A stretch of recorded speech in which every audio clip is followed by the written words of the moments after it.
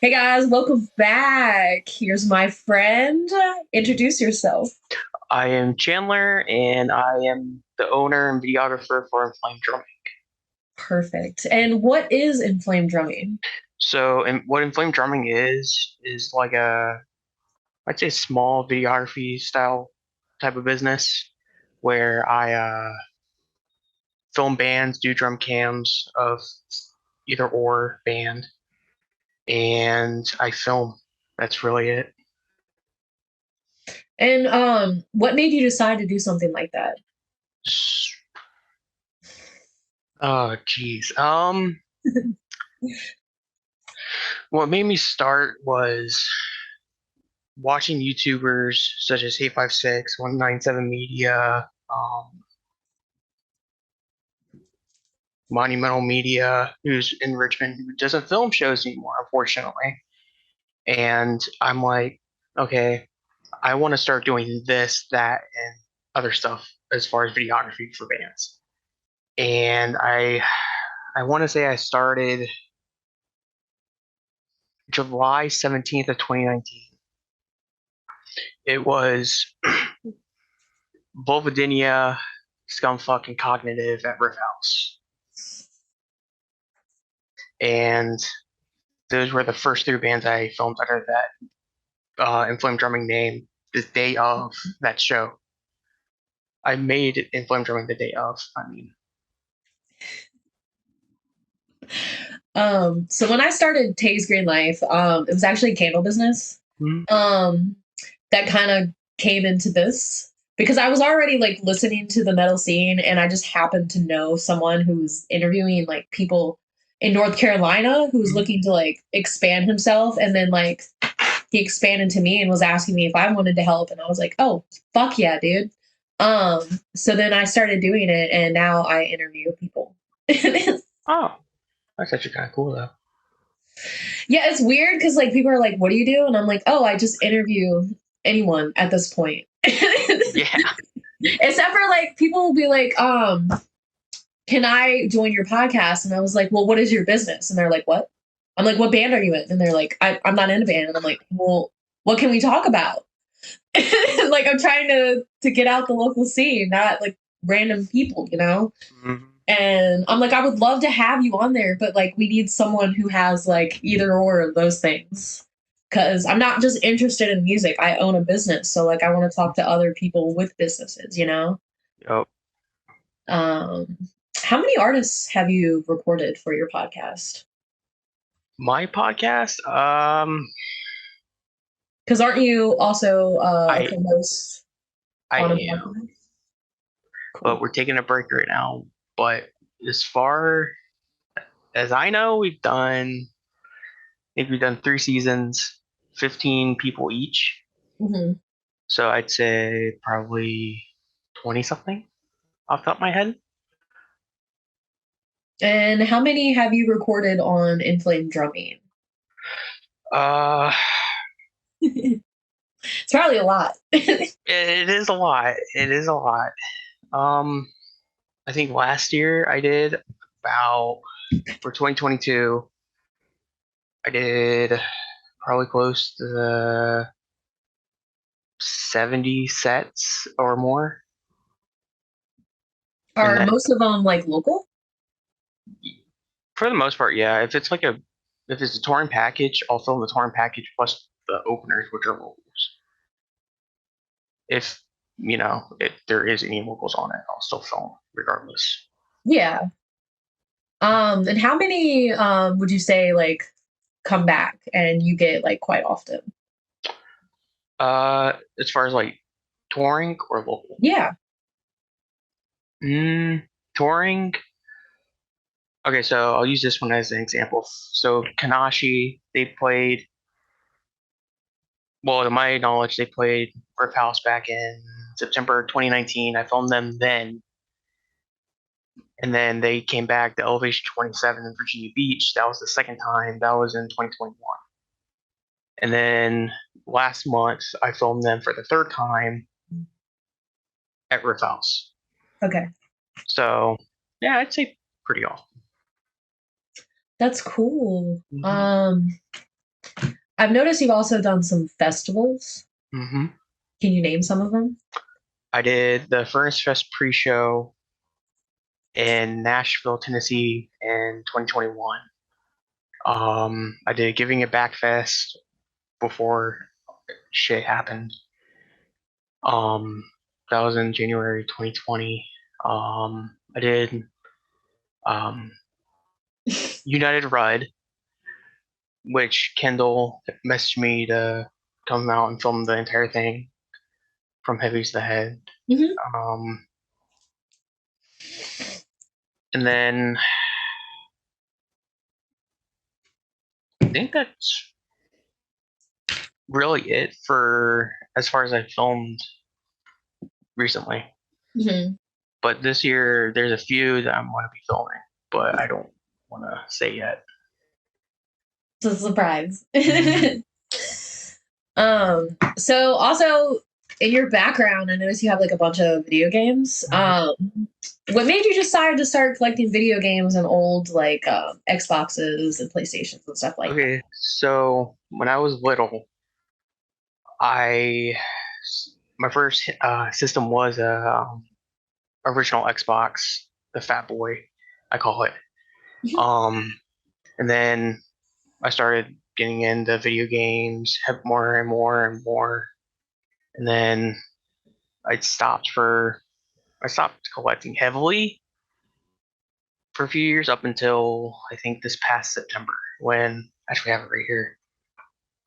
I ended up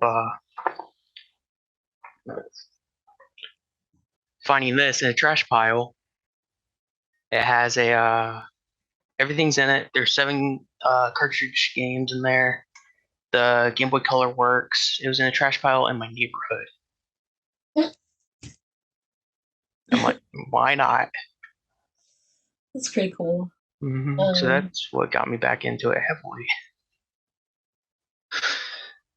is that something you mostly focus on, or do you mostly focus on the basically recording bands and all that? Um, I'd say both. I focus on both as equal as I can. Um, like if there's not shows for a few days or a few weeks, I'll just do game stuff, like find stuff if I can. Or I'm doing classes for my t-shirts and stuff. Your t-shirts, you make t-shirts as well? I did, oh, 3 years ago actually. Hmm. It was the first batch of Inflamed drumming t-shirts. They're like prototype shirts, I guess. Just to see, get my feet in the water of the whole Yeah. thing. Um, I think I made about maybe 30, 25, 30 shirts. Hmm. I think I still have one in my closet, but I mean, I was a fan of it, but at the same time, I'm like, because I made them all myself. I wore myself out. Yeah, I understand. Like that. Like sometimes, like when I'm doing like new ideas and stuff, and I'm like, Mhm. I feel like I've already done this before, and I don't want to do it. It's probably so stupid. No one's gonna want to watch me. Like, and then I'm like, why not? Just go for it. Just try. Mhm. Just keep trying, and eventually you'll get where you need to be. Like, I started like using someone else's equipment, and now I'm trying to like get all my equipment. The only thing I really need is a new mic and like an internet cord a little bit better Yeah. because my internet's a little bit slower, and then maybe a flash drive or a hard drive Mhm. because I record off my laptop. So I Yeah. have about like 20 cords Oh my god. plugged in, and I'm like, it's gonna die. Yeah. But you got to start somewhere, Mhm. and I think that's important for like new people that like are trying to do the things that we're doing. Like they're scared too, and like it's cool that you're like going to these local shows and like recording them and showing the world like, hey, these people are actually pretty cool, you should check out the local scene. And that's like really important because supporting your local scene matters. Yep. um and with the scene, you are located like Virginia Beach. Virginia Beach, Chesapeake area. Okay. Would you say those two areas are different compared to Richmond? Mm, um, I'd say so. Like music wise, I mean, the scene, like music, so maybe. I've noticed mainly that Richmond is mainly like it's more punk than anything, and then you got their hardcore scene, which is phenomenal. And so is Yes. Virginia Beach's hardcore scene is phenomenal. But yeah, I mean, yeah, they're it's a little bit different, I'd say. Okay. I mean, I don't know how else to put it. um. So, what are some of your favorite bands that you've started to record? Uh, it's so I think there's about so there was one that I filmed last year at Scandals in Virginia Beach. That was Okay. part of Victim of Suffering's record release show. Shout out Victim of Suffering. Um, called Hostile Takedown. They're from um the western part of the state, like the very western part, and they're from Roanoke. I couldn't Okay. think of the name. I don't know why. Um, so whenever I film bands, I'll listen to them like prior to filming them. Mhm. And I didn't listen to them because I wanted to be like going without knowing what they sound like, Yeah. and because I wanted to like have a fresh mindset and everything. Yeah, I feel that too. Cause like some of the bands I haven't really listened to, and I'll like come out and I'm like, oh God, yeah. And then I start following them right after. Yeah, And I'm like, yeah, I want to get them on my podcast. And I'll like go up to them and be like, hey, how's it going? You know, I like the sound. Come on, like let me interview you. I don't actually walk up and do that. yeah. But yeah, it's a cool experience. Like I want to explore the southern part of Virginia a little bit better, Mhm. but like I live in Richmond, so like it's a 2 hour Yeah, drive. this But drive I mean, kills me. yeah, I love Richmond. The scene, like I don't know what it is. I love the scene and then I hate the scene and then I love the scene and then I hate the scene and then it just like there's always new people and there's like the same people like coming up to like it's cool seeing your friends like Mhm. headline shows and stuff and then seeing like new people come in the area and you become friends with them too. Yep. So I like local scene is like I said earlier, it's really important. Like you don't know who you're gonna meet and like you can become friends with like the coolest people. That's another thing. It's like it's cool seeing all these new people come out that have never been to like let's say a hardcore show or a punk show or whatever, because it's like what keeps the scene thriving and going. And I can't stress that enough because I feel one of the main reasons out of the other reasons I have for starting in flame drumming is the like have new people come out Yes. because I like when okay so I had I think 2 summers ago when I was at a studio in Norfolk filming. There's Mhm. a kid there. He asked me, "Hey, do you film shows? Because I see that you have your camera." He goes, "Where I go, whatever." Yeah, I do. He's like, "Oh yeah, I've seen your work. You're one of the reasons why I started coming to shows." Oh, And I felt really happy. I was filled with joy mhm. because hearing people say that to me and then seeing them actually come out actually means the world. Yeah. Or like people like you know how like you're just I mean I smoke sometimes I'll smoke cigarettes and Yeah. I'll be outside or I'll be smoking a joint and I'll be talking to the people who are like oh who are you and I'm like oh I'm Taylor Mhm. and then like they're like well what do you do and I'm just like oh I do like a podcast and they're like wait Mhm. a second they're like are you Tay I Yeah. was like oh yeah that's me. It's only happened twice so far, and those 2 times I was like, I'm There's something that you treasure forever. like, you've seen my podcast. Like it just surprises me that like people will like actually like view it. I mean, like I try to humble myself a little bit. I'm not there yet. There's Oh still a yeah. ton of things I have to learn, but like it still is like you've seen it. A Mhm. stranger has seen my podcast. Or it's like those people that you've never met before that you've Yes. never seen until that moment Yeah. coming up And to I you don't even saying remember that. their names now, but like, I'm sorry. Like, that's great that you saw my podcast. Because they're already like following me. So like there's no like really introduction at that point. Cause I'm like, Hmm. I already kind of know you now. Like you follow me. You did make a milestone with your followers recently. How big was your number? For YouTube, it was 520 subscribers. I'm like this close to 100,000 overall views on YouTube, Hmm. and I'm at I think 820 followers on Instagram now. I'm at like the same number, except for like my YouTube. It's got to pick up, but Mhm. I mean, I just got to keep doing it. You know, Yeah. like I can't just like give up on it because if I give up, then like how do I know if I'm going to go hit that milestone? Like So, how like if I gave up, like people wouldn't like know me. People wouldn't like follow me. People wouldn't be like, "Oh yeah, I saw that interview and I thought it was the coolest thing ever." hmm And a lot of people just don't have that backbone to like really take the risk, like to throw themselves out there to do something that people could be mean about, or people could be like, "Oh my god, that is so amazing," and they'll start following you. You don't know Yep. until like, You have to actually try. yeah, and like it's sad. Some people are just like expecting it to hit them, and I'm like, no, you It got to work for it. it doesn't work like that.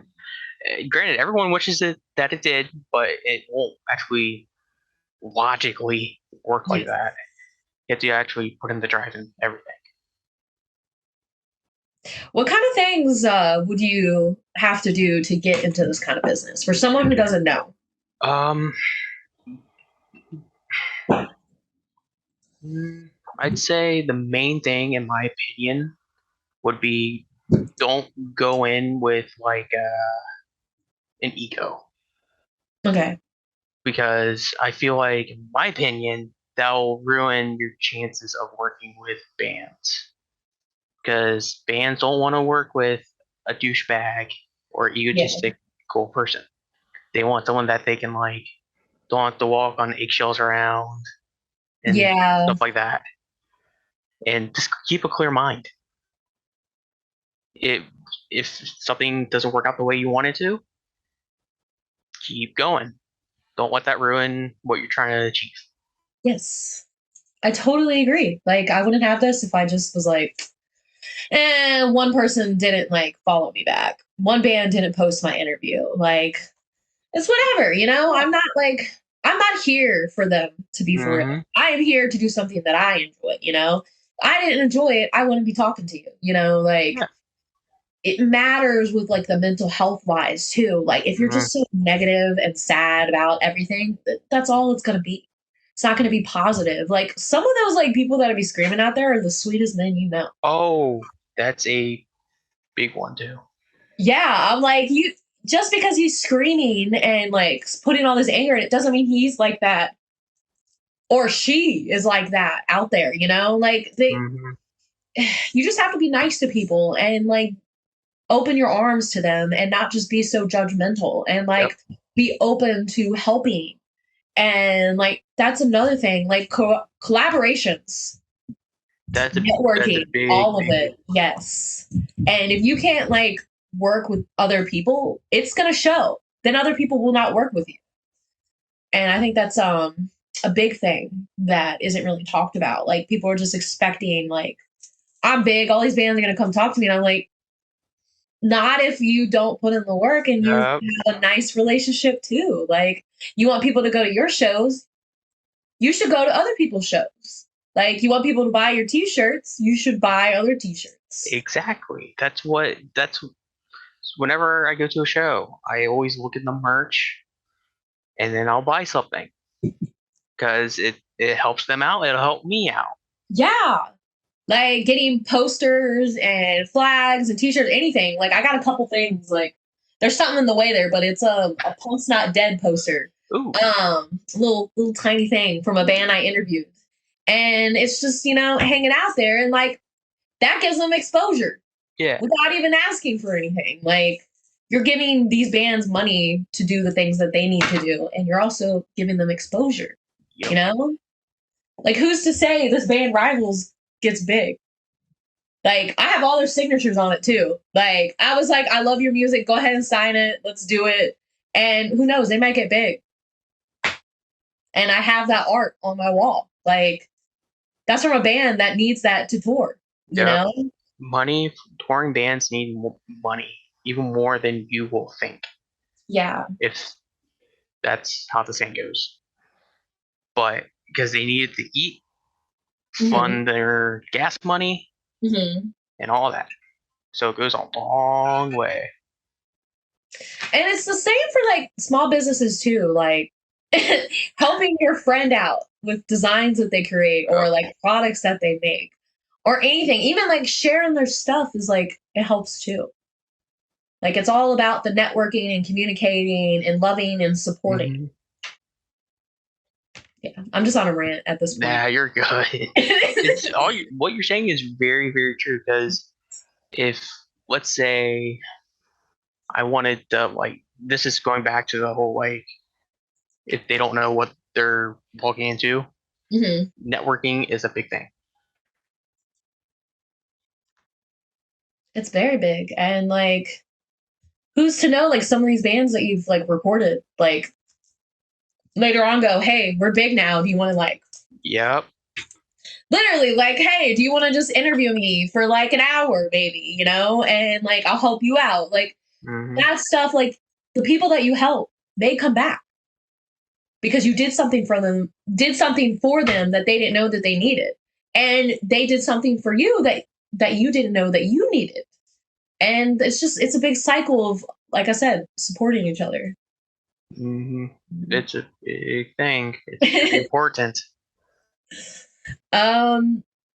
So I got like a couple, like two more questions. So I noticed you started with a different camera. What are you using now? So when I first started, I was mainly doing drum cams, and I used a GoPro Hero 4, I think silver or black. That lasted me. That was back in like, I even used it before I started in film drumming. Okay. And I mainly started using that camera as soon as I graduated high school. And then that Christmas I went to a GoPro Hero 8 black. Used that for a few years. Then during the middle of everything, when I was filming a show, I used my grandpa's it was like Sony or Canon camcorder. Okay. And then I used a red camcorder. It's a lot of camcorders. But the two camcorders lasted me for a decent while until I upgraded to my actual rig I use now, which is a Lumix G85 by Panasonic. And I love that camera. Yeah. So like right now I start with like an off-brand web camera. So that's my recording device. It's nice though. Like, this thing's good close. Like, as soon as I plugged it in, I was like, ooh, that looks so much better. So I got all this stuff like plugged into my computer right now, like making the experience better. I got like lights. I got like a green light above me that's like, can't really see it, but yeah, it's supposed to make my room green. Didn't work. Yeah, so I was like, you know what? It's okay. So like, trying to learn like the different devices and trying to find ways to monetize off of what I'm doing to get new equipment. And like, that's something that I've been trying to learn, like, how to do. And when a band like wants you to record, what would you consider a good amount to charge that band? Oh, jeez. Tough question. No, it's not a dumb question. I just say oh geez because I'm in the middle of like fixing my prices and stuff. So if if I'm doing a drum cam and for a full set POV, I'll charge 40 for the Mhm. full set and then 40 for the drum cam. These are like the new prices I'm trying to gouge on right now. Not gouge, but like do implement. Yeah, yeah, that's understandable, 'cause especially with how many, bands you do record and how much time and effort you put into this. Yeah. Because yeah, you're not like, I mean, you used to be in a band, but Hmm. you're no longer in a band, so, like, you're Hmm. trying to, like, help out bands with Yep. things that you have, and, people should, get charged for it, honestly, in my opinion. I mean, I can't, like, charge anybody right now because my following is so small. But Yeah. like eventually, once I start doing like bigger and bigger and bigger things, then I have to do it because it like I gotta have better equipment. And same thing with band. Band merch is important. Buy stuff from your businesses. Yep. Support them. Important. Yes. What was one of your favorite cameras out of all that? I heard Uh, about the camera. so I'm using two of them still. I'm Mhm, well, not still, but you know what I mean. I'm using. I'd say the Lumix camera is my all-time favorite rig I've ever mhm. used, hands down. And then I'm totally not being biased right now. I'm gonna have to say my GoPro here 8 because I use that for drum cams still until I get a new rig. Like again, you got to start somewhere. Like Hmm. even though it's not the best, it still Yeah, gets you where you need to be. yeah, it gets the job done. And that's all that matters. Yeah. And so we're getting kind of close to the end of the interview. Mhm. Is there anything you wanted anybody to know about you? Anything you want to tell someone trying to do the same thing? Don't give up. Okay. Don't give up on if you're trying to do like be a videographer, touring videographer, or whatever, even a photographer. Don't give up. Mhm. Keep pushing yourself, but don't push yourself too much to where you get worn out. Because I wore myself out for like a few weeks, and I'm kind of glad I did because it made me realize that I shouldn't do that. Literally. And then, oh, there's one more thing I forgot. So, Inflamed Drumming also started. It was a idea between my friend Colin and I. Um, he's the one that made my logo, Okay. Yeah. the first one on my YouTube channel, on my Facebook, and everything. Hmm. Um, Actually, you know what? Let me show you some. Can you see this? Oh, mhm. oh. I don't want you to see that. Oh my God. uh, so here's your. Oh god, I'm about to cut it out. It's great. Here's your logo right there. Hmm. Let's see if I can click on it. Martyr, not harder. What the fuck? What? This is a great interview. Okay. I'm loving it though. I'm loving it. So here's your logo, drum cams, all types of things. Is that the logo you're talking about that your friend Yes. okay. He made that for me the day of we started it, which was the same day I started with those three bands. He made it in like an hour. Okay. And I love him to death. He's my main supporter, Okay. and I'm thankful for That's cool. him. Hmm. Collaboration, networking, working with other artists is really important to keep businesses afloat. Like we should all be like Hmm. working together, trying to get to the common goal and like building a community. And a lot of people just don't want to do that. They just want to be for themselves. And I'm like, it's so much easier if you work with other people. So much easier to talk to people and do things when you're not alone, you know? It goes a long way. It does. And I appreciate you being on my podcast and helping me out with this interview. Of course. Um, Go ahead and put in your tags, let people know where to follow and who you are. Uh, Inflamed Drumming on YouTube. It's Mhm. just Inflamed Drumming. Um, for Instagram, it is at Inflamed Drumming. No, not Inflamed Drumming underscore VA. And then I also have Twitter, but I'm not gonna worry about Twitter. Yeah. It's weird saying all that because I'm not used to saying that off the top of my head. Yeah, it's just weird. It's just like obviously I'll put your tags in it. Yeah. But like, I just want to hear it from your mouth, Yeah. Because this is who you are. This is who Inflamed Drumming is. You Mm-hmm. are a person, and you are also a business, and you deserve respect as well. Yeah. Yeah. Well, it's been a pleasure. I hope to see you in the scene, and I hope everybody follows you. Thanks, guys, for joining on Tays Green Life. I hope you have a great day.